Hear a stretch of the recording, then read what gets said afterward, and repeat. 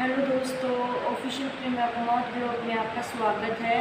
तो ये वीडियो आज आप लोगों के लिए बहुत ही इम्पोर्टेंट है। तो आप लोग मुझे बहुत बार ऐसे बोलते हो कि भाई ऐसा क्या है जो आप मतलब इतने परेशान रहते हो और एक ही एक बात बोलती रहती हो कि कानून कानून कानून। तो आप लोग पूरी बात क्यों नहीं बताती।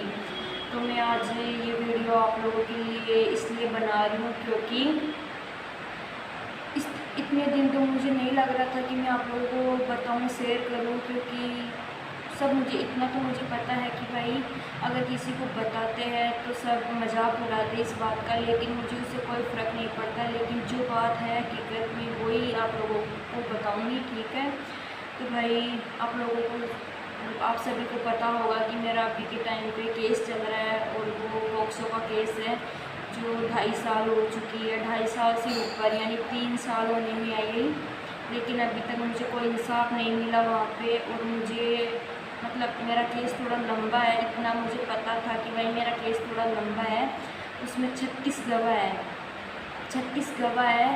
तो भाई नाबालिग का केस है, किस चीज़ का, नाबालिग का केस है जो अभी तक मुझे इंसाफ नहीं मिला उसके अंदर, ठीक है। और 3 साल होने में आई। शुरू में मेरे साथ जो भी हुआ मैंने हर चीज़ बताई, जो भी था मेरे साथ में।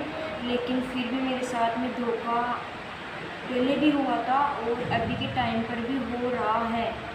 पहले भाई मैं जैसे जैसे मुझे चलाया जा रहा है वैसे वैसे मैं चल रही हूँ अभी के टाइम पे। लेकिन अभी भी मेरे साथ में बहुत ज़्यादा गलत हो रहा है, बहुत ज़्यादा भाई। मैं गई कानून के पास में कि भाई मुझे सरकार के पास जाऊंगी तो मुझे इंसाफ मिलेगा, लेकिन मुझे अभी तक कोई इंसाफ नहीं मिला। लेकिन इतना तो आप लोगों को पता है कि भाई कानून में एक चीज़ लिखी है, क्या, कानून सरकार कुछ भी हो भाई वो सेम बराबर होती है। तो कानून में ये लिखा है कि केस को क्या मजाक समझ रखा है, क्या केस को क्या मजाक समझ रखा है क्या आप लोगों ने। ये कानून मतलब कानून बोलता है ये बात, ठीक है। तो मैं आज कानून के अंदर ये बात बोल रही हूँ कि कानून के अंदर ये जो बात लिखी है, कानून तो पता नहीं बोलेगा या नहीं बोलेगा, लेकिन आज मैं ये बात बोल रही हूँ कि केस को क्या मजाक समझ रखी हो क्या, केस को क्या मजाक समझ रखी हो क्या। ये कानून के अंदर बोल रही हूँ बात में, क्योंकि भाई मेरे केस का कोई मतलब ही नहीं हुआ, कोई मतलब मुझे इंसाफ ही नहीं मिला उसमें। मेरा जो मैंने शुरू में वकील किया, मैंने वो वकील भी मेरा बिक चुका था। मैंने दूसरा वकील किया, दूसरा वकील भी मेरा पेड़ भी नहीं कर रहा अभी तक। भाई कम से कम मुझे इतना तो बताए ना वो कि भाई मैं तेरा केस लड़ नहीं सकता, दूसरा वकील कर, तीसरा कर, चौथा कर, कुछ भी कर, लेकिन मुझे बोल तो सकता है ना। भाई जितना उसने पैसे बोला था मैंने उसको पैसे भी दिए और जो भी था मैंने मतलब वो जैसे जैसे बोलता था वैसे वैसे मैंने किया है। लेकिन अभी तक कोई भी मुझे इंसाफ नहीं दिया और नहीं जो मेरा केस लड़ रहा है कोर्ट के अंदर। तो मुझे कुछ समझ में नहीं आ रहा कि भाई मैं करूँ तो क्या करूँ अभी के टाइम पे। और हाँ, केस तो नहीं लड़ रहा मेरा वकील, ये इतना तो मुझे पता है, ठीक है। वो तो मैं पूछ के भी आई थी भाई, मैं पूछ के भी आ गई, मैंने नकल भी निकलवाई है। तो मैं आप लोगों को बताऊंगी सारी बात। तो भाई मेरा वकील मेरा केस नहीं लड़ रहा। मैं मतलब जाती रहती हूँ कोर्ट के अंदर बार में, लेकिन मुझे वकील वहाँ से निकाल देता है कैसे भी करके। मैं 5-6 बार कोर्ट के अंदर भी गई, लेकिन मुझे मतलब बाहर जो गार्ड बैठे रहते हैं वो अंदर जाने नहीं देते थे। लेकिन ऐसे करके मैं बाहर आ जाती थी, मैं कि चलो कोई ना। फिर ऐसे करते करते मैंने सोचा कि चलो वकील लड़ रहा है मेरा केस, वकील लड़ रहा है, मैं ये सोच के मैं घर बैठी थी कैसे ना कैसे करके।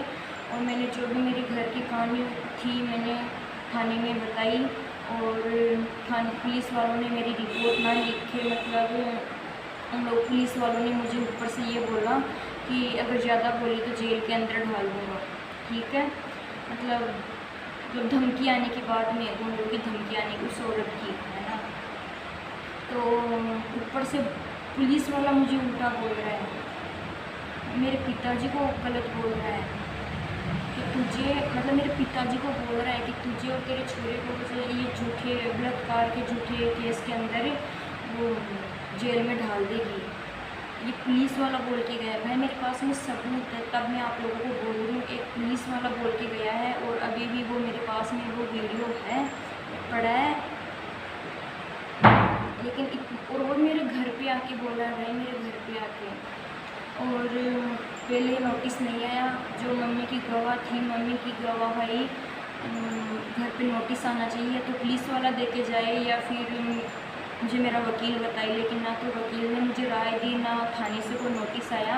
और नोटिस आया तो भाई दूसरी बार नोटिस आया था दोबारा, जो उसमें गिरफ्तारी का वारंट था कि गिरफ्तारी करे और 2000 का जुर्माना।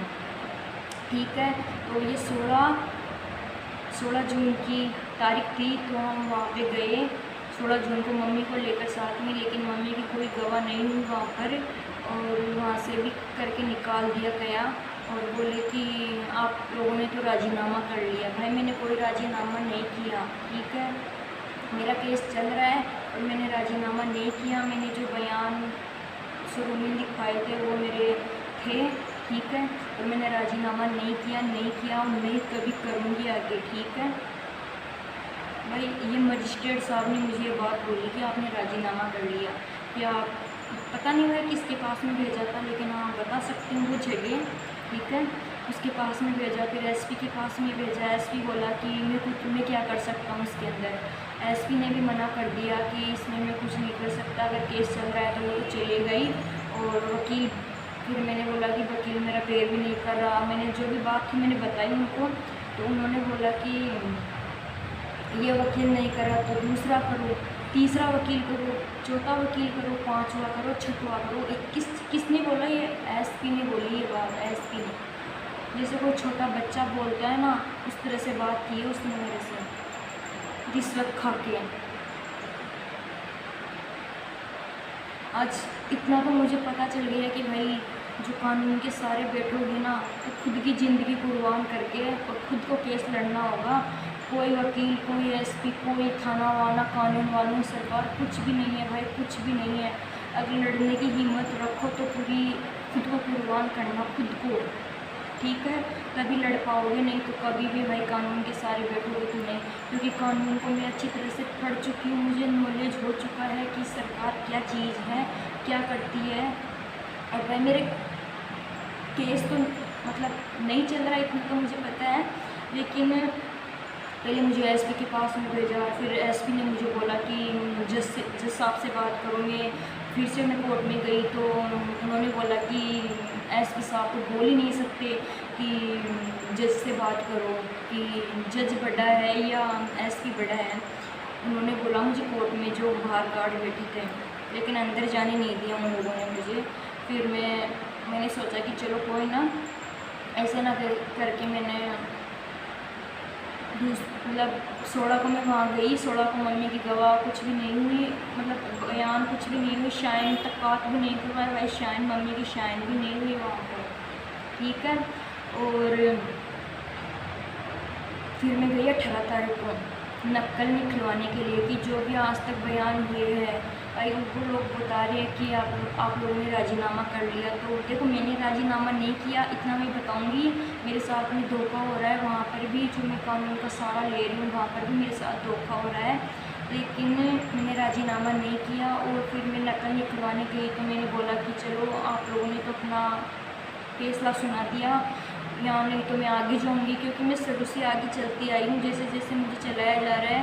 लेकिन अगर सरकार के सारे बैठी हूँ तो शायद मुझे और आगे जाना पड़े, क्या पता यहाँ कानून के सारे बैठी हूँ तो वहाँ मुझे इंसाफ ना मिले तो भगवान के पास मिलेगा।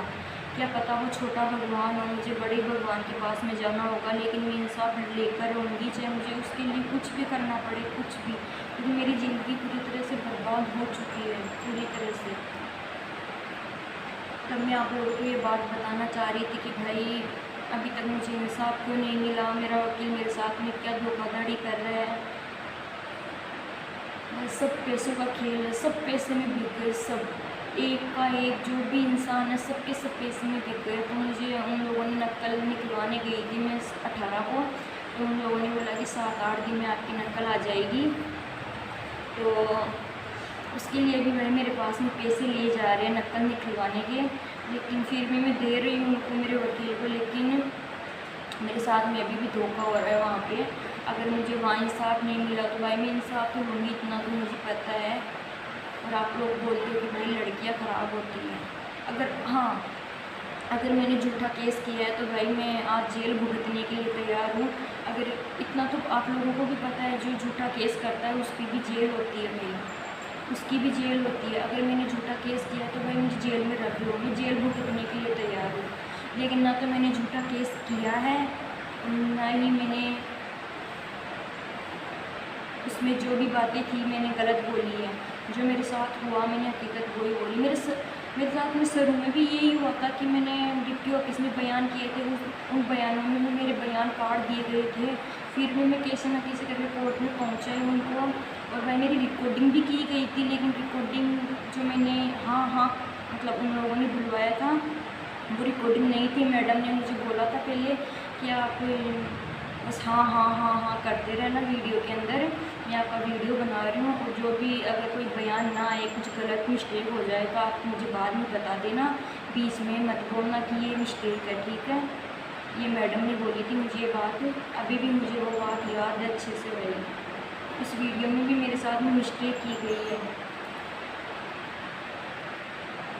और आगे क्या होगा वो मुझे पता नहीं है। लेकिन इतना मुझे पता है भाई मेरी ज़िंदगी पूरी तरह से बर्बाद है, ठीक है। और मैं इंसाफ लूँगी, चाहे मुझे कुछ भी करना पड़े, कुछ भी करना पड़े। आज मैं किस हालत में जी रही हूँ अपने घर पे, भाई घर नहीं है, मैं किस हालत में जी रही हूँ केवल मुझे पता है, कि आप लोग अंदाज़ा नहीं लगा सकते इस चीज़ के बारे में। फिर भी केवल घर वालों के सामने झूठी मुस्कान के साथ जी रही हूँ भाई, झूठी मुस्कान केवल।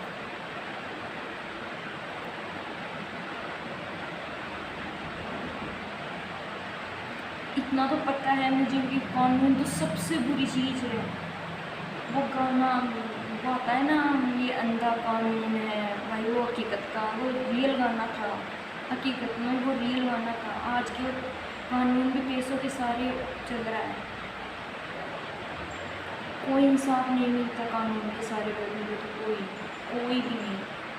खुद को कुर्बान करो तो इंसाफ मिल जाएगा, मिलेगा या नहीं मिलेगा वो भी। लेकिन मुझे लग रहा है कि उससे पहले तो मुझे मार दिया जाएगा, इंसाफ मिलने से पहले तो या तो मुझे मार दिया जाएगा। खुद मैं अपने हाथों से नहीं मरूँगी, इतना तो मुझे पता है, लेकिन मुझे पहले मार दिया जाएगा, या तो गुंडों के हाथों से मरवाया जाएगा, या फिर मुझे सरकार ही मारेगी। हकीकत बता रही हूँ, मुझे सरकार ही मारेगी, क्योंकि मैं सच्चाई के रास्ते पे लड़ रही हूँ। तब क्योंकि सच्चाई किसी को सहन नहीं हो रही, कानून को भी सहन नहीं हो रही, क्योंकि वो तो पैसे खा रहे हैं भाई, रिश्वत खा रहे हैं। जो बात मैंने हकीकत बता दी, जो मेरे साथ होगा वो मुझे नहीं पता। लेकिन इतना और बता दूँ, अगर मुझे कुछ भी हुआ तो उसका जिम्मेदार केवल सरकार होगी, कौन होगी? केवल सरकार होगी उसकी जिम्मेदार, ठीक है। लेकिन मैं खुद अपने हाथों से नहीं मरूँगी किसी भी हालत में अपने हाथों से नहीं मरूँगी, मुझे मार दिया जाएगा, बस इतना मुझे पता है। और मुझे अभी तक इंसाफ नहीं मिला, और देखते हैं आगे क्या होता है, ठीक है। तो मुझे पता है आप लोग मेरे बारे में क्या सोचेंगे क्या नहीं सोचेंगे, मुझे उससे कोई फ़र्क नहीं पड़ता। लेकिन जो बात थी मैंने रियल आपको बता दी। और मेरा मूड इतना ख़राब हो रहा है कि क्या ही बताऊँ मैं आप लोगों को, क्योंकि मुझे आप लोगों से ये बात शेयर करनी ज़रूरी थी। क्योंकि कल को मेरे साथ कुछ भी हो जाए तो आप लोगों को भी पता होना चाहिए कि भाई गलत कौन है, गलत सही कौन है। फिर भी लड़ रही हूँ, कोशिश कर रही हूँ पूरी, आगे क्या होगा वो मुझे नहीं पता। लेकिन